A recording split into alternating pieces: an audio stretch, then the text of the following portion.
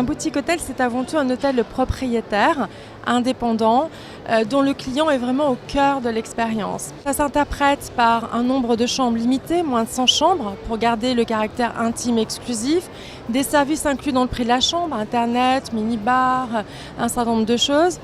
Le critère géographique, toujours très bien situé dans son quartier, ou quand c'est dans une destination exotique, propice à l'évasion, posé sur une colline par exemple.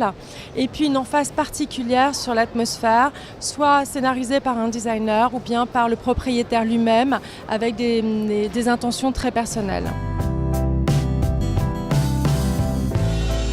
C'est un marché qui aujourd'hui est en pleine explosion puisque ce sont des hôtels qui réinventent complètement l'industrie hôtelière d'aujourd'hui, qui sont dans l'air du temps, très disruptifs. On estime qu'il y a à peu près entre 60 et 80 000 boutiques hôtels dans le monde. On voit une proportion très importante en Asie avec à peu près 40% de l'offre. Ensuite, on va retrouver à peu près, on va dire 30% sur l'Europe. Un peu moins aux États-Unis, puisque en fait c'est un marché où il y a peu d'hôtels indépendants. Donc là, on va retrouver une réinterprétation du marché des boutiques hôtels sous forme de chaînes un peu marketées, avec une approche différente. Et après, il va y avoir un éclatement en fait, des différents hôtels entre l'Afrique, les îles, etc. On voit une progression très nette pour le spa et le bien-être.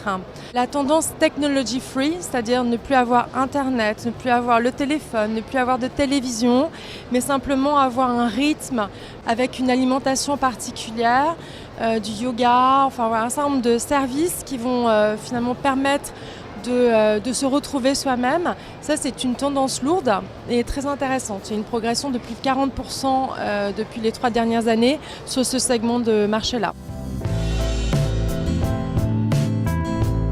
Les marchés de la Méditerranée, d'Europe du Sud, par exemple un pays comme le Portugal, c'est un moyen en fait pour lui de repositionner son parc hôtelier. On l'a vu à Paris, il y a 4 à 5 ans, il y avait à peu près 5-6 boutiques hôtels. Aujourd'hui, on approche les 80 parce que le parc hôtelier de Paris était un peu vieillissant. C'est une manière aussi d'aller un peu retravailler les différents hôtels. Là, vous êtes dans un hôtel qui s'appelle The Caves. C'est un hôtel qui est en Jamaïque, qui est situé sur des cavités. Et l'expérience unique, c'est que vous pouvez avoir un dîner romantique dans une grotte privée où vous avez un serveur avec des gants blancs et un plateau d'argent qui vient s'occuper de vous. Également, là, vous êtes aux sources de Kaodali, donc on est dans la rubrique spa et bien-être.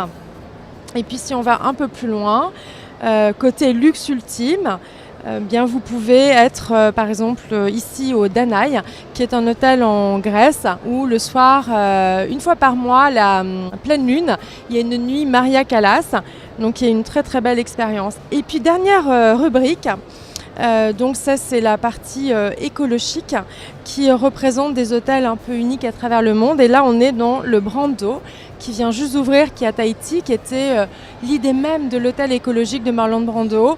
Un hôtel vraiment extraordinaire, bien sûr, luxe ultime.